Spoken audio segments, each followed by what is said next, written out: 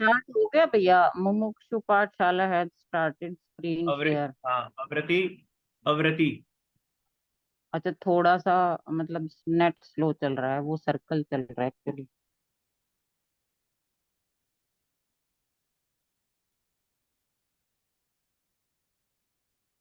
आवाज आ रही है आपको? हाँ भैया, आ रही है। दोबारा शेयर करूँ इसको? मुझे लग रहा है शेयर नहीं हुई है ना स्क्रीन अभी। आ रहा है। ये मैं बता रही हूँ ना, सर्कल चल रहा है कि जैसे नेटवर्क स्लो होता है ना, वैसे घूम रहा है। दोबारा कर लो। डिस्टरबेंस है बीच बीच में, कई बार आवाज भी नहीं आ रही है, वैसे अभी आ रही है। अभी आई होगी। देखिए स्क्रीन ये आ गई। Share screen. हाँ, आ गई भैया, आ गई राइट। भैया, स्क्रीन आ गई। अविरति, अविरति। हिंसा आदि पापों तथा इंद्रिय मन के विषयों में प्रवृत्ति आप थक गए हो तो अविरति है। रीड मैं कर देती हूँ, समझा आप देना। नहीं नहीं, वो फिर फ्लो टूट जाता है। एक सेकेंड। इस गाथा में अच्छा। अविरति के 5 भेद हैं। कौन कौन से 5 भेद बताए हैं? हिंसा, झूठ, चोरी, कुशील और परिग्रह। ये है ना 5 पाप, वही अविरति है। जो 5 पाप होते हैं ना, वही अविरति है। यानी 5 पापों में प्रवृत्ति का नाम ही अविरति है। हिंसा, असत्य, चोरी, अब्रह्म, अब्रह्म का मतलब अब्रह्मचर्य या कुशील, और परिग्रह।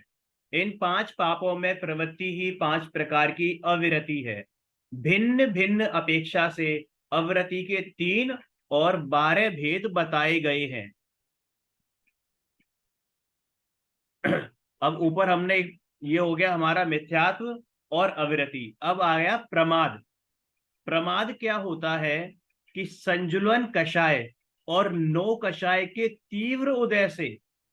नो कषाय क्या होती है? हास्य, रति, अरति, शोक, भय, जुगुप्सा, स्त्री लिंग, पुरुष लिंग और नपुंसक लिंग के तीव्र उदय से निरतिचार चारित्र पालने में अनुत्साह। चारित्र पालने में, निरतिचार चारित्र पालने में अनुत्साह और स्वरूप की असावधानी को प्रमाद कहते हैं। समझ में आया ये? क्या बोल रहे हैं? कि जब हमें व्रत करने का, नियम लेने का अनुत्साह हो, अनुत्साह मतलब उत्साह ना हो, व्रत नियम संयम धारण करने का उत्साह ना हो, है ना, अपने को मुनि दीक्षा लेने का उत्साह ना हो, अपने को स्वाध्याय करने का उत्साह ना हो, ठीक है, तो ये सारी चीजें मतलब धर्म कार्यों में प्रवृत्ति करने का उत्साह ना होना, किस कारण से? प्रमाद के कारण से। किस कारण से? प्रमाद के कारण से। प्रमाद मतलब यहां पर मात्र आलस्य नहीं है, ये सारी चीजों का उत्साह ना होना। प्रमाद का मतलब आलसी तो वो होता है जो पड़ा रहता है, लेकिन वो क्या, प्रमादी क्या करेगा? यह वाला प्रमादी वो विकथाएं सुनेगा। विकथाएं मतलब फालतू की गपास्टिक। 4 कषायों में प्रवृत्ति करेगा, 5 इंद्रियों के विषयों में प्रवृत्ति करेगा, सोता रहेगा, या फिर प्रणय। प्रणय का मतलब क्या होता है? स्नेह, मतलब राग रंग में इसमें लिप्त रहेगा। तो ये सब प्रमाद के विषय हैं। अब आगे इसका डिटेल है। विकथा, विकथा में 4 प्रकार की कथाएं होती हैं। कौन कौन सी कथाएं हैं? स्त्री कथा।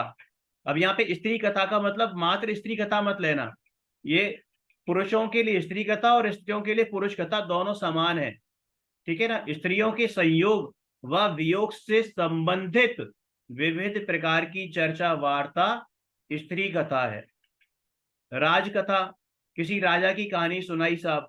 मैं प्रथमा नियोग की बात नहीं कर रहा हूं। प्रथमा नियोग से दृष्टांत के साथ साथ सिद्धांत निकालना, वो प्रथमा नियोग है। लेकिन अगर आपने उसमें से सिद्धांत नहीं निकाला, किसने?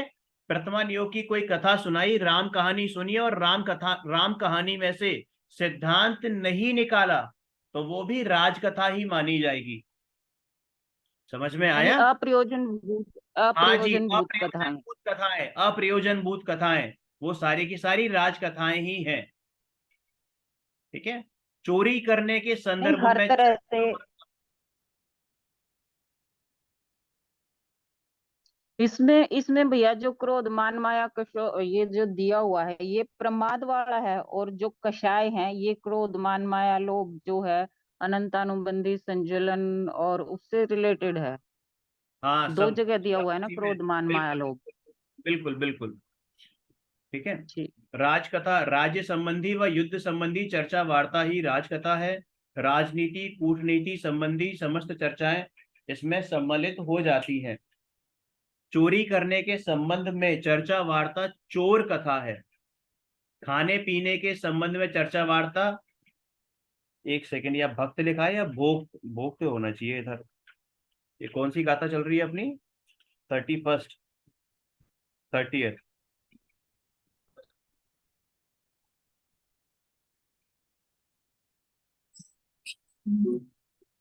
हम्म, ये भोग कथा होती है, भोग भोग भोग भोगने वाली। ठीक है, ये कथा, ये सब है। अब इसमें कषाय, कषाय कषाय क्या होती है? सब जानते हैं कषाय क्या होती है ना?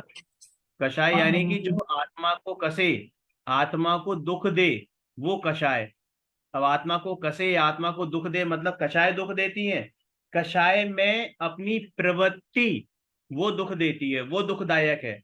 क्रोध आ सकता है बहुत, मतलब हम इंसान हैं तो हमें क्रोध आ सकता है, लेकिन वो क्रोध आने का कारण और उसमें अपनापन, इष्ट और अनिष्ट बुद्धि, वो दुख देती है। कषाय जो आत्मा को कसे अर्थात दुख दे, वो उसे कषाय कहते हैं। कषाय मुख्यतः 4 प्रकार की होती है: क्रोध, मान, माया और लोभ। और जो आपने बताई थी उसका भी यहाँ पर वर्णन अभी नहीं है। इंद्रिय, जो इंद्रिय के चिन्ह आत्मा को ज्ञान कराने में सहायक होते हैं, बाल बोध में पढ़ा है सबने ये। जो इंद्रिय के चिन्ह, आत्मा, कौन सी आत्मा? सिद्ध भगवान की आत्मा, अनंत भगवान की आत्मा नहीं, जो छदमस्त मेरी जीव है आत्मा। ना, संसारी जीव है, संसारी जीव, संसारी आत्मा। भरत भाई, यहाँ संसारी आत्मा आएगा अगर आप सुन रहे हो तो। जो शरीर के चिन्ह संसारी आत्मा को ज्ञान कराने में सहायक होते हैं, उन्हें इंद्रिया कहते हैं। यह भरत जी 5 है ही नहीं होती है। शायद इस समय। कोई बात नहीं, ये 5 होती हैं, है ना? स्पर्शन, रसना, घ्राण, चक्षु और इंद्र, वो कर्ण। अब निद्रा, ये हम प्रमाद के भेद पढ़ रहे हैं सब। निद्रा, परिश्रम जन्य थकावट को दूर करने के लिए नींद लेना निद्रा है। अब निद्रा भी है ना, और उसके भी अलग अलग प्रकार है। निद्रा, निद्रा निद्रा, प्रचला, प्रचला प्रचला, और स्त्यान ग्रद्ध। ये कितने बोले? 1 2 3 4, 5 भेद है निद्रा के भी, 5 भेद है। ये अलग अलग कैटेगरीज में आते हैं कि भाई कोई बंदा दिन भर बहुत उसने मेहनत की और थक हार के सो जाए, वो अलग प्रकार की नींद है। कोई दिन भर सोता ही रहे, कुंभकर्णी नींद, वो अलग प्रकार की नींद है। तो इस तरीके से ये 5 प्रकार की नींद होती हैं। उसका एक्सप्लेनेशन जब समय आएगा तब करेंगे। प्रणय, प्रणय का मतलब होता है बाह्य पदार्थों में ममत्व भाव को, मतलब प्रणय का मतलब लोक में शादी होता है, विवाह, प्रणय कहते हैं ना। नहीं, क्या होता है? परिणय कहते हैं उसे तो। अच्छा, प्रणय का मतलब ममत्व, ममत्व, बाहरी पदार्थों में ममत्व रूप भाव को प्रणय कहते हैं। योग, आत्मा के हलन चलन, आत्मा के प्रदेशों में जो हलन चलन होता है, किसके आलंबन से? मन वचन काय के आलंबन से, उसे योग कहते हैं। योग के 3 भेद हैं, मन वचन और काय। कषाय पढ़ी लिया।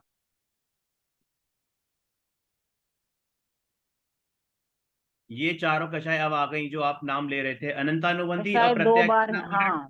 2 बार है ना प्रत्याख्यानावरण भैया और इसमें कषाय। संजुलन। ये चारों कषाएं क्रोध, मान, माया, लोभ रूप होती हैं। यानी अनंतानुबंधी के साथ चारों का मल्टीप्लाई कर दो, प्रत्याख्यानावरण के बाद 7, और प्रत्याख्यानावरण और संजुलन के साथ, तो 4 चौक 16 हो जाती हैं। और 9 नो कषाय भी होती हैं। तो कुल मिला के कषाय के 25 भेद हो गए।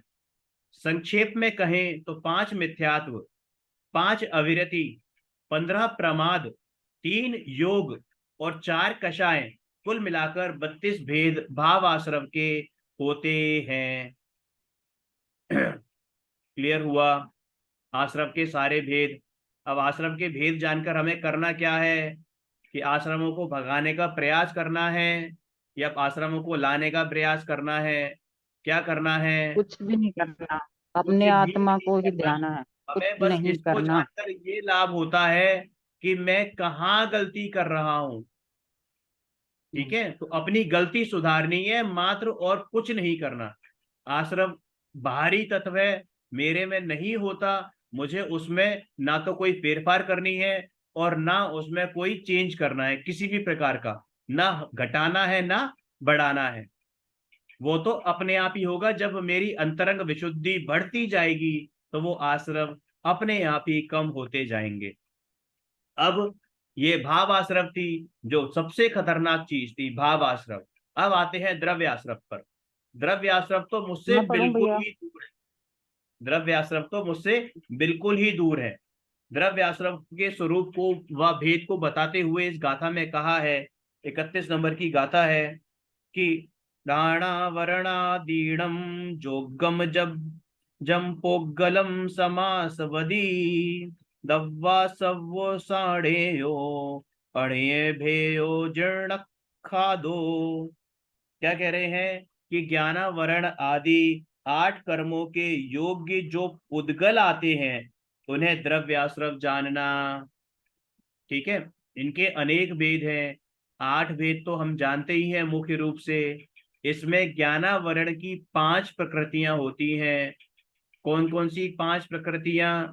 सब जानते हैं, मति ज्ञान, श्रुति ज्ञान, अवधि, मन पर्याय, केवल। दर्शनावरण की 9 प्रकृतियां होती हैं। वेदनीय की 2 प्रकृतियां होती हैं। मोहिनीय की 28 प्रकृतियां होती हैं। आयु की 4 प्रकृतियां होती हैं। आयु मतलब ये एज नहीं, आयु मतलब मनुष्य, त्रियंच, नरक और देव आयु। नाम कर्म की 93 प्रकृतियां होती हैं। गोत्र 2 होते हैं, उच्च गोत्र, नीच गोत्र, और अंतराय की 5 प्रकृतियां होती हैं। इस प्रकार आश्रम की, द्रव्य आश्रम की 148 प्रकृतियां होती हैं। उत्तरोत्तर प्रकृति रूप से तो अनेक भेद होते हैं। ठीक है।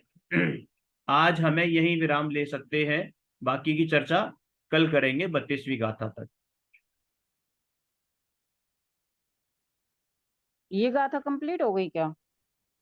हाँ, 31वीं गाथा कंप्लीट हो गई। द्रव्याश्रव के भेद की? अच्छा।